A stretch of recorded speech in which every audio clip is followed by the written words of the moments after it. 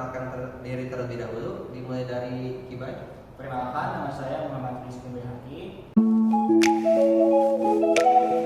Perkenalkan, nama saya Anindita Waktokerti. Perkenalkan, nama saya Kamila Husna. Perkenalkan, nama saya Muhammad Aturiyandi. Perkenalkan, nama saya Rosyam Syarifat.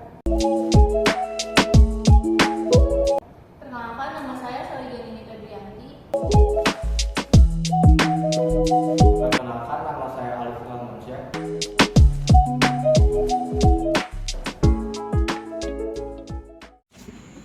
Untuk materi pertama, di sini kelompok kami akan membahas mengenai pertemuan 13, yaitu teknik dasar akuntansi keuangan sektor publik.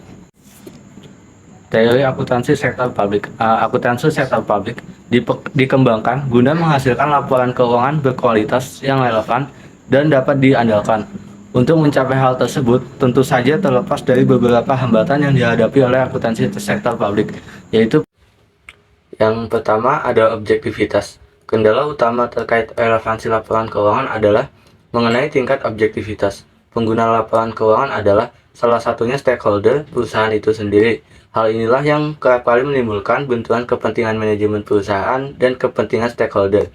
Objektivitas sendiri berkaitan dengan hubungan keagenaan, di mana hubungan ini muncul pada saat salah satu pihak prinsipal menjalin kontrak dengan pihak lain atau agent. Untuk menjalankan tugas yang diperintahkan oleh prinsipal, agen dan prinsipal seringkali bertindak namanya sendiri, sehingga tidak ada yang menjamin bahwa agen akan bertindak berdasarkan kepentingan prinsipalnya. Kemudian yang kedua ada konsistensi. Hambatan yang kedua terkait dengan penggunaan metode atau teknik akuntansi yang konsis atau seragam pada laporan keuangan di setiap periodenya, agar laporan keuangan memiliki daya banding antar periodenya serta dibutuhkan dalam rangka penilaian kinerja oleh pihak eksternal. Selanjutnya, yang ketiga ada daya banding. Laporan keuangan yang dihasilkan oleh sektor publik harus mampu dibandingkan dengan sektor yang sejenis, sehingga kinerjanya juga dapat dibandingkan. Hal ini berkaitan dengan objektivitas, karena semakin tinggi objektivitas laporan keuangan, maka akan semakin tinggi daya bandingnya. Kemudian yang keempat adalah tepat waktu. Untuk menghindari tertundanya pengambilan keputusan oleh para pengguna laporan keuangan, maka laporan keuangan harus disajikan secara tepat waktu. Kendala ini berkaitan dengan lamanya waktu penyusunan laporan keuangan yang dibutuhkan oleh perusahaan, karena isi laporan keuangannya yang kompleks.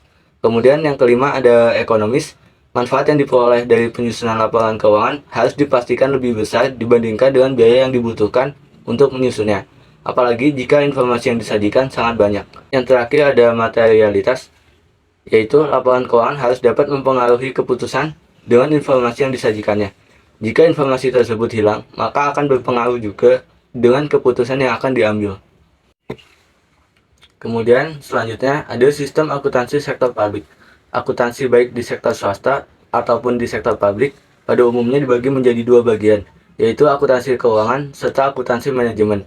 Akuntansi keuangan bisa dikatakan sebagai prinsip, tata cara, serta metode untuk mencatat dan mengklasifikasikan data keuangan tentang operasi atau kegiatan suatu entitas. Sistem akuntansi keuangan terdiri atas 4 aturan dasar, yaitu pertama, rekognisi kegiatan operasi yang signifikan. Kedua, ketepatan pengelompokan kegiatan operasi. Yang ketiga, sistem pengendalian yang menjamin realitas.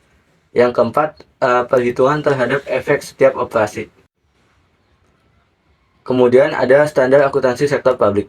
Standar akuntansi adalah pedoman atau prinsip yang mengontrol cara akuntansi diberlakukan dalam penyajian laporan keuangan dalam tujuan pelaporan kepada pemakai laporan keuangan. Untuk memastikan konsistensi laporan keuangan, standar akuntansi sangat penting.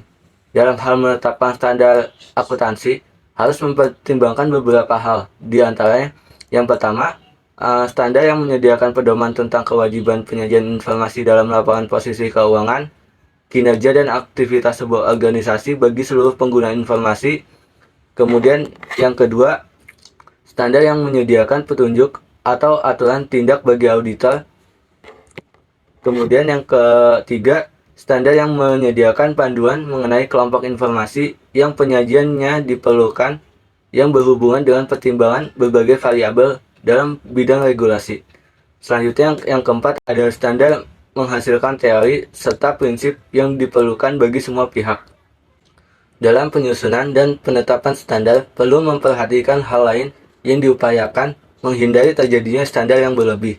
Standar yang berlebih muncul ketika adanya yang pertama, terlalu banyak standar, yang kedua, kerumitan standar, yang ketiga, ketidaktegasan standar sehingga munculnya hambatan dalam membuat pilihan dalam suatu penerapan.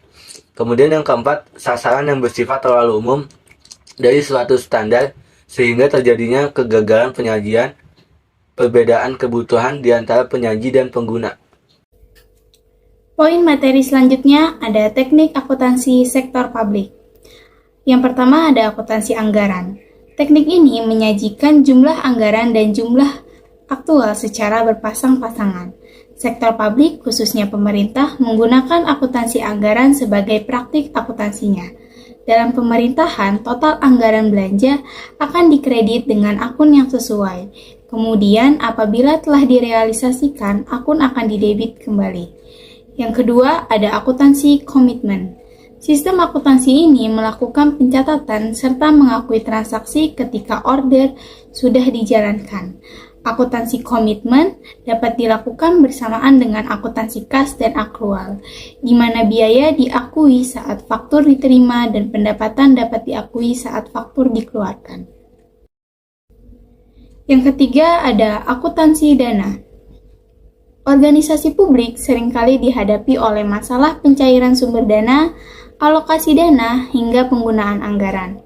Akuntansi dana pertama kali dikembangkan oleh Vetter tahun 1947 dengan melihat adanya kelemahan yang dimiliki perusahaan pribadi dengan perusahaan milik organisasi. Seperti perusahaan milik organisasi lebih menguntungkan dibandingkan dengan perusahaan pribadi. Yang keempat ada akuntansi kas.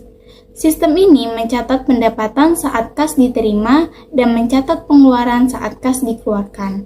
Kelebihan sistem ini adalah pengeluaran kas akan mencerminkan sesuatu yang aktual, real, dan objektif. Akan tetapi, pencatatan atas dasar kas tidak dianjurkan oleh GAAP dikarenakan tidak akan menunjukkan kinerja yang sesungguhnya. Yang terakhir ada akuntansi akrual. Sistem ini dianggap sebagian organisasi lebih baik diterapkan dibandingkan dengan sistem kas. Perbedaan basis kas dan basis akrual akan tergambarkan dalam penjelasan berikut ini. Basis kas, penerimaan kas dikurangi pengeluaran kas sama dengan perubahan kas. Basis akrual, pendapatan dikurangi biaya sama dengan rugi atau laba. Pendapatan sama dengan penerimaan kas selama satu periode akuntansi dikurangi saldo awal piutang ditambah saldo akhir piutang. Biaya sama dengan kas yang dibayarkan selama satu periode akuntansi dikurangi saldo utang ditambah saldo akhir utang. Pergi ke taman di akhir pekan. Cakep. Ke taman yang bareng Bu Asih. Cakep. Cukup sekian kami ucapkan. Mohon maaf dan terima kasih. Wassalamualaikum warahmatullahi